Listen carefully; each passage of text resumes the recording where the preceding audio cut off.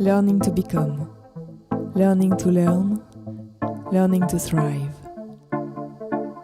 learning to flourish, learning to care.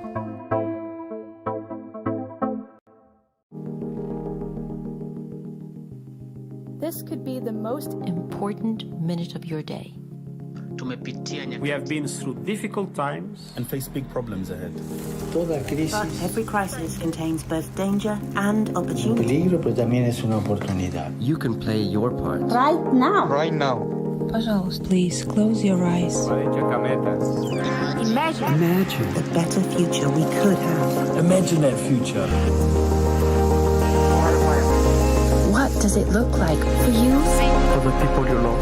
How do we lift each other up And make it fair. How do we protect nature? and save our shared home? Picture that future you want. Now open your eyes. It's time to talk about the future we want.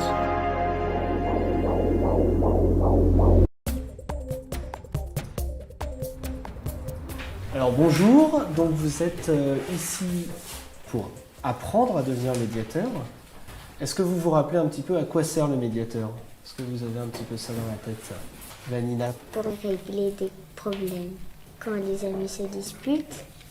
Alors oui, presque. En fait, le médiateur, il ne va pas régler les conflits directement. Son travail, c'est d'aider deux personnes qui sont en train de se disputer à se parler et donc à trouver une solution à leurs problèmes. L'acte du médiateur dans la cour, c'est tout simplement d'être déjà visible par tout le monde. Donc il est porteur d'un gilet jaune avec le terme médiateur dessus. Ils viennent ici dans cet espace de médiation pour leur présenter les règles de fonctionnement de la médiation, leur dire déjà qu'il y a un travail de confidentialité qui est mis en exergue, qu'il y a un travail d'écoute mutuelle et leur dire qu'il n'y a pas de vainqueur et de vaincu. Ce qui est dit reste entre nous, confidentialité. Chacun parle à son tour calmement, avec un temps de parole équilibré. Chacun met de la bonne volonté. Le but est de trouver une solution sans perdant ni gagnant qui convienne à tous. Qu'est-ce qui s'est passé? Alors, j'avais un ballon et Raphaël, il est venu, il m'a poussé et du coup, après, moi j'étais énervée, du coup, je l'ai griffé à l'œil. Et je ne l'ai pas poussé. L'année où on a lancé ça, on prenait des coups dans la cour. Aujourd'hui, on n'a plus cette violence physique qu'il y avait dans l'école, on n'a plus de bagarres, on n'a plus de situations comme ça. Alors, on avait des enfants qui se donnaient des coups pour se faire du mal réellement. Aujourd'hui, on n'observe plus ça. Et puis, on n'a plus besoin d'avoir des enfants qu'on garde autour de nous à la récréation, voire qu'on exclut une récréation. Aujourd'hui, tout ça, ça n'existe plus.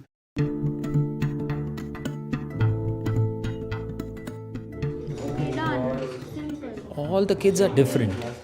They don't understand at the same level when the concepts are being taught. Sometimes they miss out for something else also. So what happens is, to bring them to on the same level, we use this idea of group work. So if somebody is lacking, they are pulled up by the others, which helps them, gives them confidence and allows them to identify, decode things which they maybe not be able to identify by themselves. And that feedback which is taken is very critical. So that sense of camaraderie also happens and respect for others also is taken into consideration.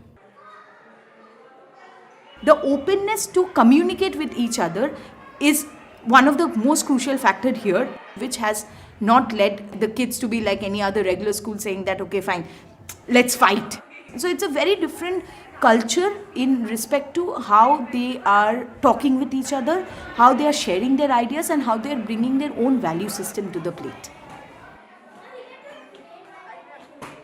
We don't need to always depend on a teacher to answer whatever question we might have. Some of our peers might have a better answer to that question itself. So basically learning from anybody and everybody that is there, I think that's one of the biggest things I've picked up.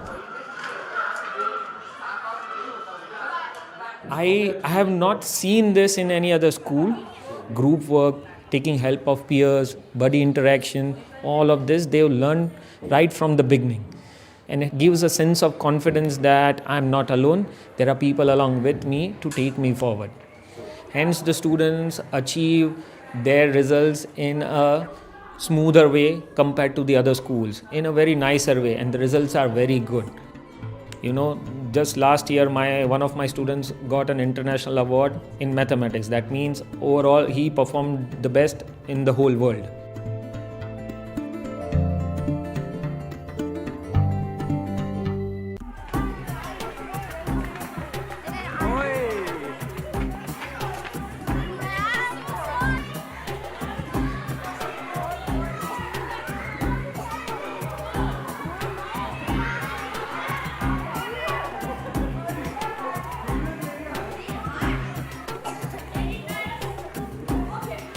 What we're having is what we call a key stage Conglom, where multiple grades come together to spend time with each other, to get to bond with each other, right? And also for them to see the teachers in a different light. So us rolling with them, us jumping with them, it breaks the ice and it brings the teacher and the student closer.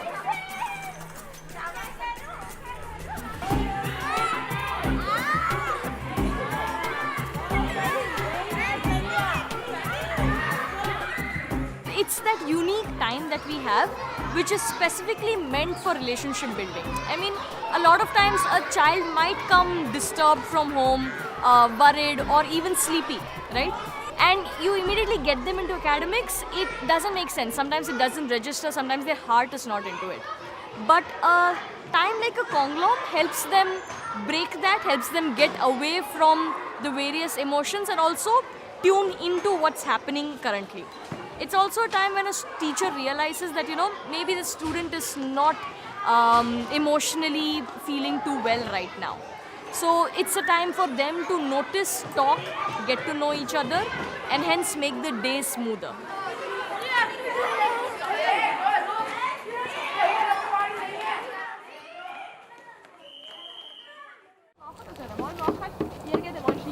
Darf ich auch mitmachen, Charlie? Nein, ich habe schon gesagt. In der anderen Gruppe.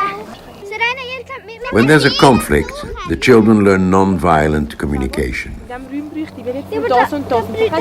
einfach nur wir vier sind. Weil wir haben das gegründet. Weil Charlene, Nico, Andrea und Elia. Ihr habt hier ein Häuschen hier gemacht, gell? Serena. Was wünschst du dir jetzt? Dass wir mitmachen könnten, aber nicht machen, dass die schon von vorhin angefangen haben, dass sie so die Chefe sind. Wir einfach immer nur so etwas holen gehen. After a discussion, everything eventually calms down.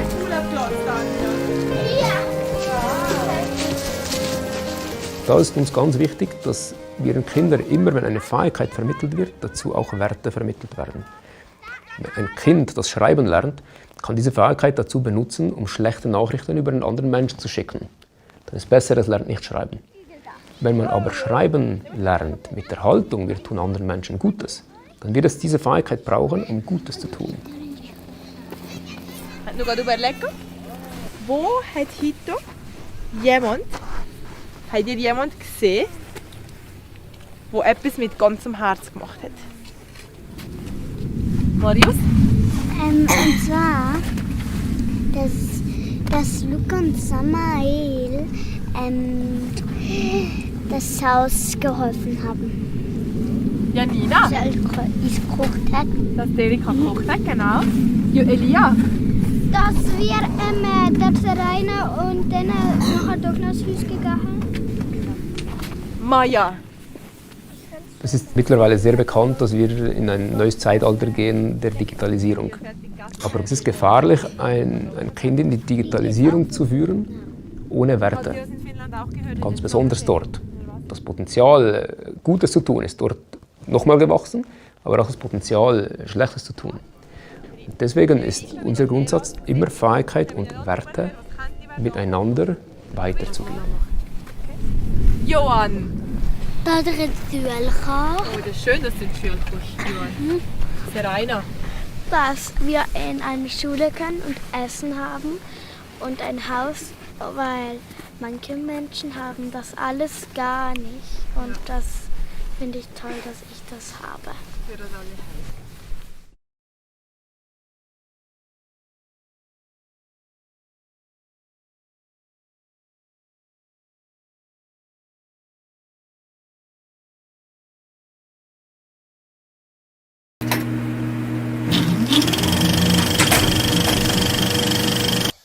Hello all and welcome to AIME. My name is Drew Payton. I'm a proud Karathan Kulin man, part of the Gunakona tribe of East Gippsland, Victoria.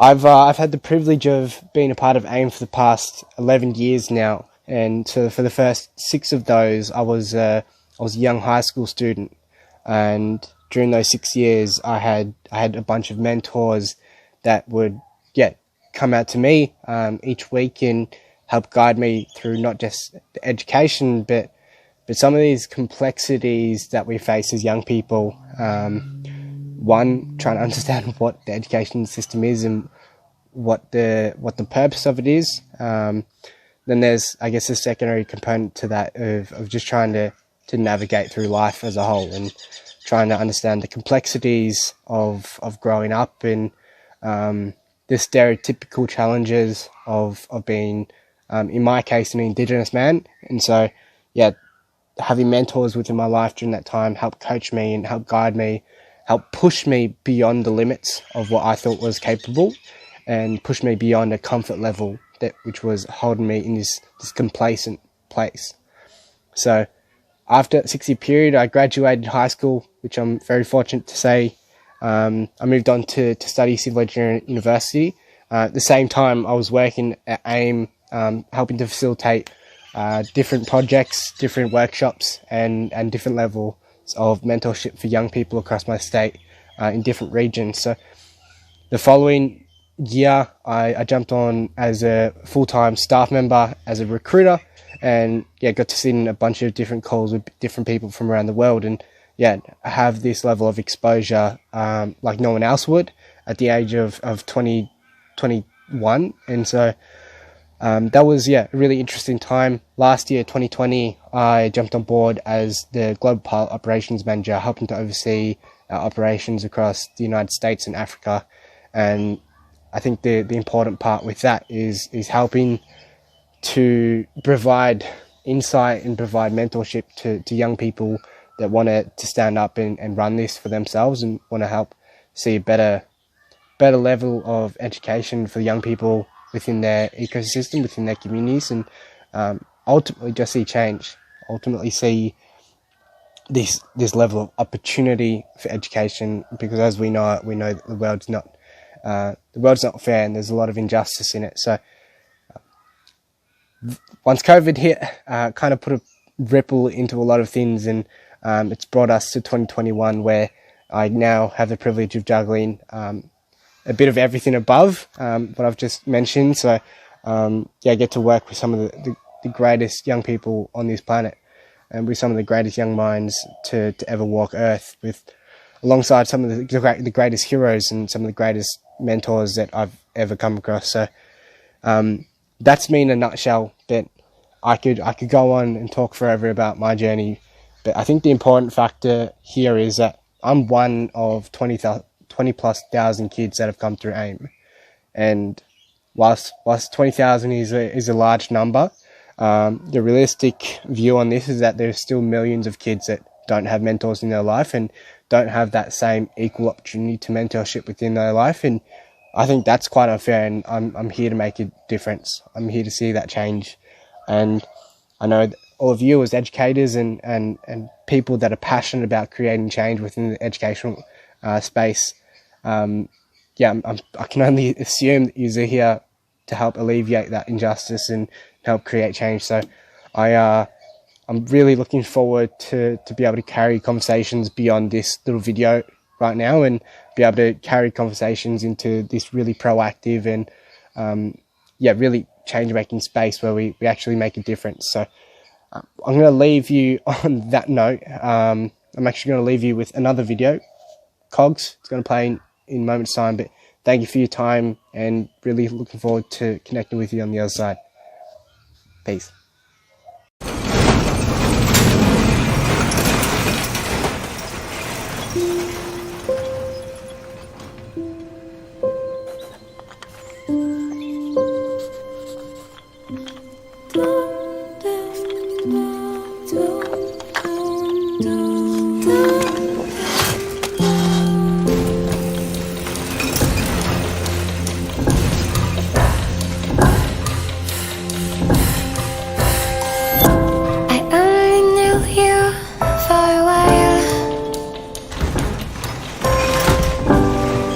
Taking clock to cure pain. Every second means a mile. Every minute means a day. I hope you're walking in the sun. Hope you're going to be someone.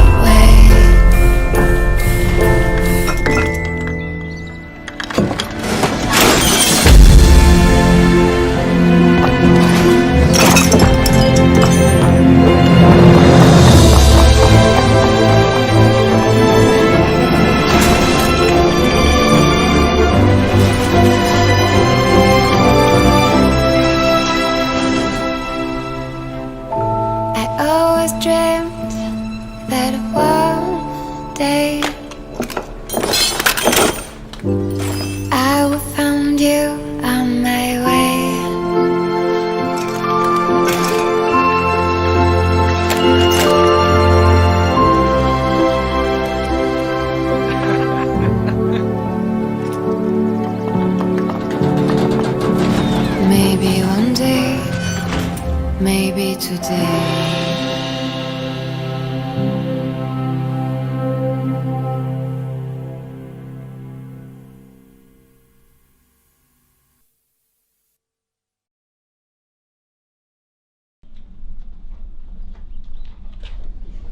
Nowadays, many times, traveling with our work, we feel every day in the streets, in the public debate, in the public spaces, and also in the private sphere, a kind of dissonance. And everywhere I go, there is this statement and this question. Here, it doesn't work.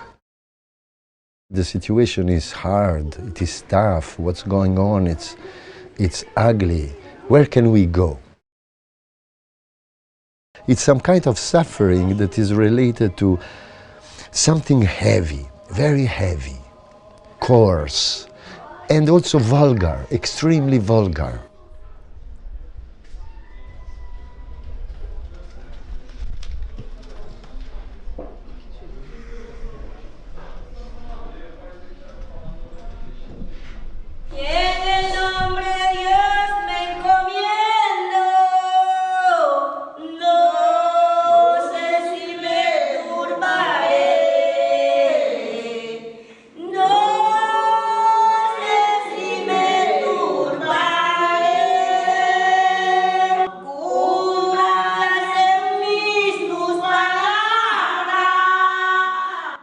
This heavier epoch in which we live concerns all of us. We are all immersed in this. No one excluded. No one is saved.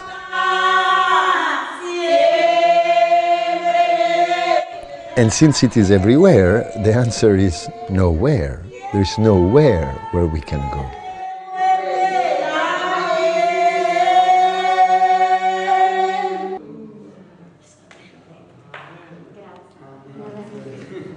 What we need is something that is meaningful.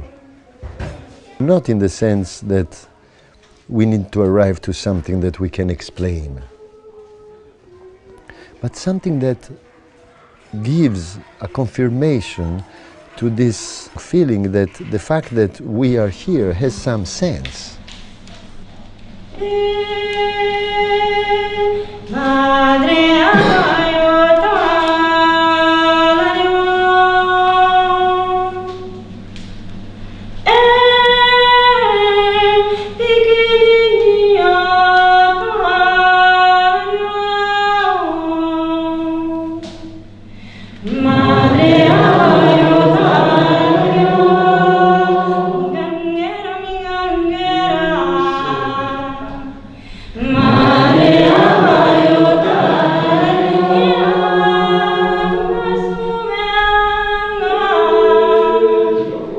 This is why we thought with my colleagues and with the people here of Teatro Medrese to observe what's going on and try to see where possibilities can appear among us. And I don't talk only about theater, but the forms that are helping the human being.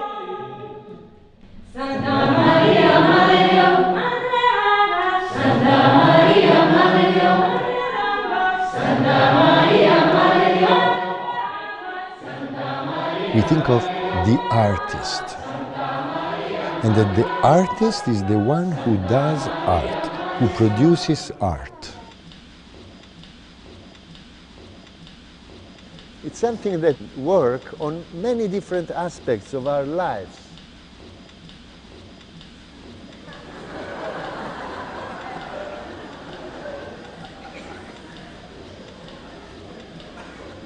It's something artificial, art. When we see some great works of art from either some great artists, or we hear a song from some great traditions,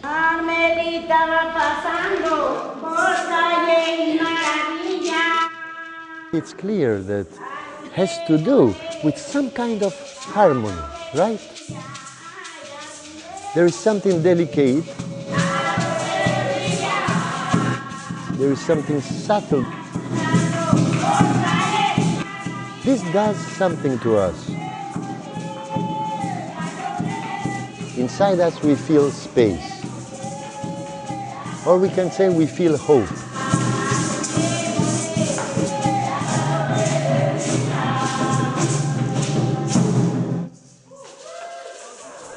We need to do a work to feel, to perceive, to hear,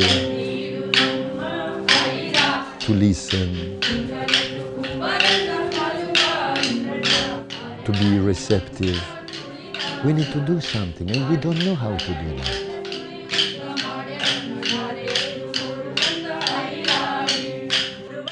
And so I started to imagine a period of time where people could come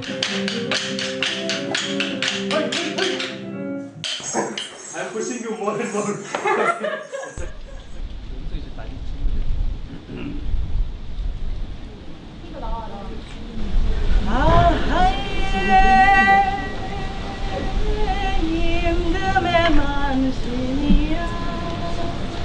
from Korea, from India.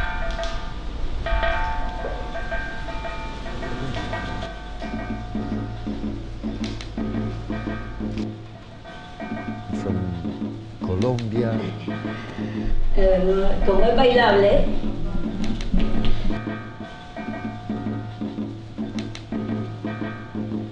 From places that did not see war for 70, 80 years, and places that are ravaged by destruction, without really knowing whether they can gain anything about it.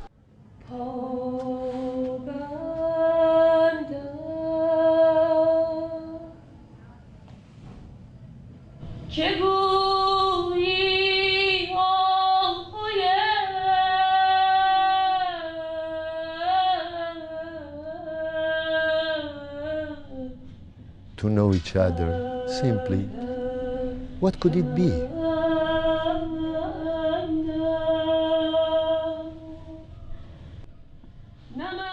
a ser arreglable.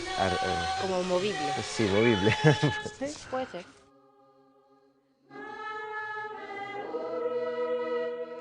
We've never done anything like Constellation Summer Camp.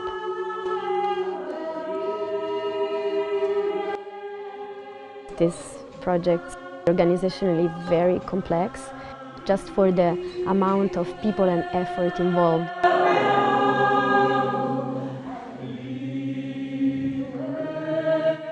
For me it was very important, and I don't know how to say, very simple and very precious. Just be together.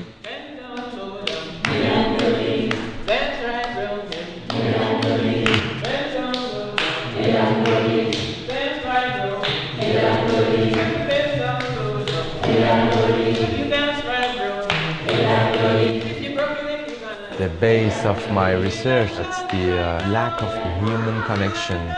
So I was very interested in the idea and finding some solution for this problem.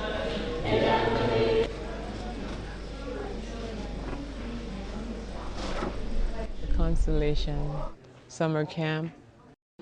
It was an eye-opening experience for me. I was kind of frightened.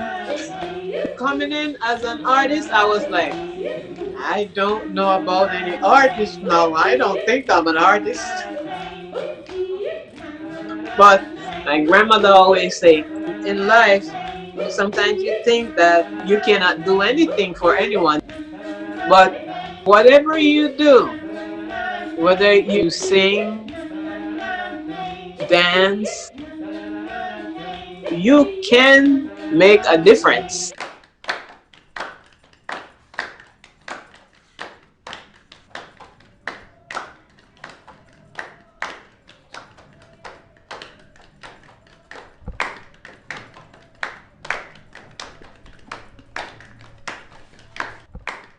What we saw happening during these days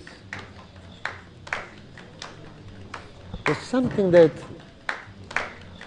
makes me think in a much more hopeful way. People gently talking, making these masks, songs from a part of the world, from another part of the world. People working on some texts. And what happened was that I heard that all this together was not making a cacophony.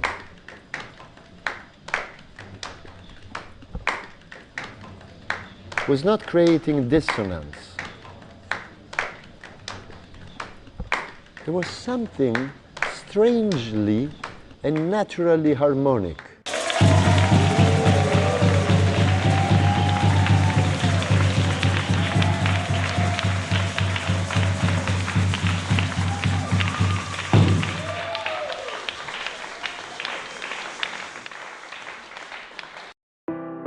We are in the middle of a climate crisis. All around the world, we are starting to see the negative impact of our changing climate. We need to take action now. People have to work together and change their lifestyles entirely if we really want to tackle the causes of climate change. Young people, and many others with us, are demanding that change comes faster. We have been organising ourselves, calling for climate justice. It will be up to my generation and the next to become climate innovators and lead us toward a zero carbon economy. We have great imagination and so many good ideas already. But we shouldn't have to leave the classroom to show that we care about climate change. Help us by enabling us to learn about the complexity of our current systems and by allowing us to experiment and develop the competencies to change these systems. My generation is ready to make a difference. We have a lot of potential, and the world needs to start making use of it. Enable us to tap into our ideas and imagination. Join us in leading change.